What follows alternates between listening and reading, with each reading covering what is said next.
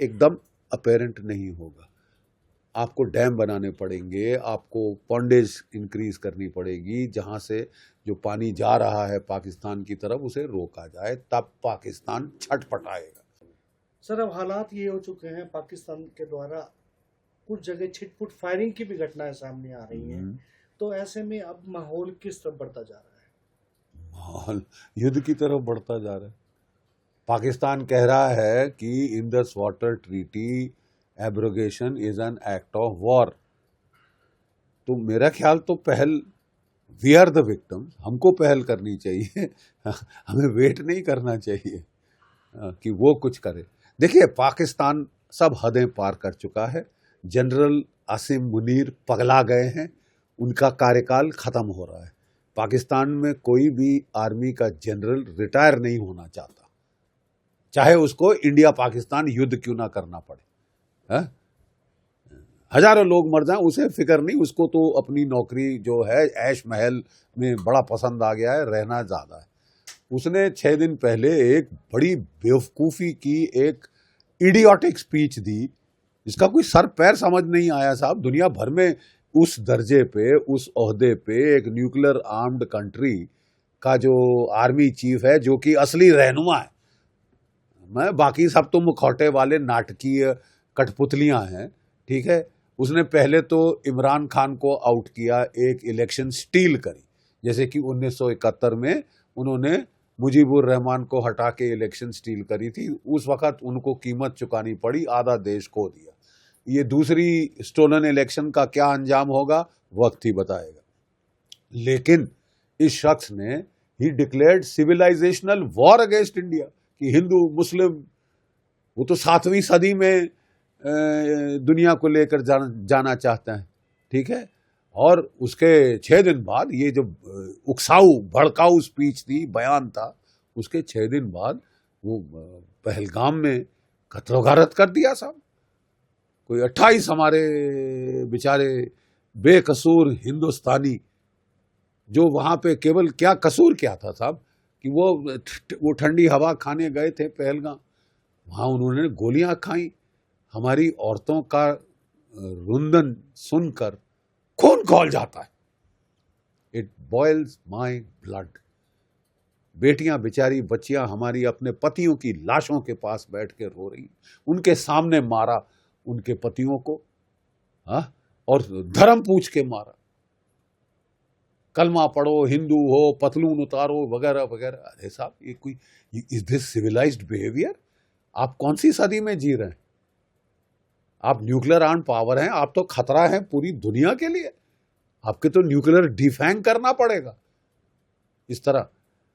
तो मुझे बहुत खुशी है कि हमारी सरकार ने भी बड़े सख्त कदम उठाए हैं, इंडस वाटर ट्रीटी एब्रोगेट कर दी है, और छोटे माइनर स्टेप्स लिए हैं डिप्लोमेटिक, वो तो हर बार हो जाते हैं।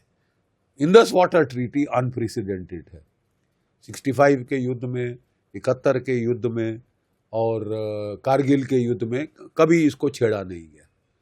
अब इसको छेड़ा गया है और पाकिस्तान की हवा खिसक गई। ठीक है, इंडस वाटर ट्रीटी को लेकर वो इंटरनेशनल कोर्ट में भी जा सकते हैं पाकिस्तान इसको लेकर। अरे जाए, भाड़ में जाए ना, क्या कर लेगी international court? Treaty making is a sovereign function of state. हमने ट्रीटी बनाई, हम उसको, जब इस तरह का बिहेवियर पाकिस्तान से आ रहा है तो हमारे पास और कोई चारा नहीं है but to abrogate that treaty, ठीक है। लेकिन प्रॉब्लम यह है कि इस ट्रीटी का इफेक्ट एकदम अपेरेंट नहीं होगा। आपको डैम बनाने पड़ेंगे, आपको पॉन्डेज इंक्रीज करनी पड़ेगी, जहां से जो पानी जा रहा है पाकिस्तान की तरफ उसे रोका जाए, तब पाकिस्तान छटपटाएगा। ऑलरेडी प्रॉब्लम्स आ रही हैं पंजाब और सिंध के बीच में, उनके जो सूबे हैं पंजाब के और सिंध के, कि भाई पानी तुम मेरा मार रहे हो, तुम ये कर रहे हो, वो कर रहे हो। तो इसके चलते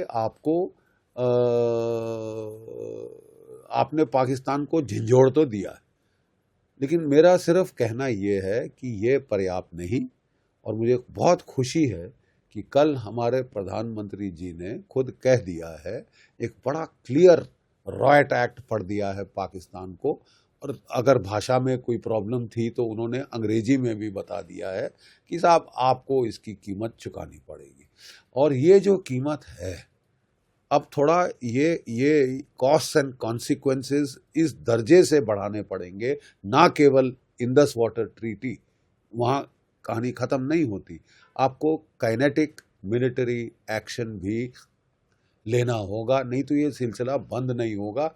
उल्टे ये और ट्रीटी का बहाना लेके शायद ये दर्जे हरारत अपनी तरफ से बढ़ाने की कोशिश करे। बहुत हो गया reactive, consequence management on own side of the border. अब हमको पलटवार करना होगा। हमने पलटवार किया था 2016 में, उड़ी 40 के करीब मार डाले थे इनके टेररिस्ट लॉन्च पैड्स में। कुछ देर शांति रही, फिर वही चुलबुली। फिर हमने 2019 में बालाकोट एयर स्ट्राइक करी, 1-1.5-2 साल चुप रहा, खासकर जब हमने 370 हटाया और वो क्यों नहीं करी पाकिस्तान ने। और फिर चीन के पास रोता गया कि मेरे आका मुझे बचाओ, और उसने लद्दाख में छेड़खानी शुरू की। ये किस्सा कहानी तो हम जानते हैं। कहना मैं ये चाहता हूँ कि जो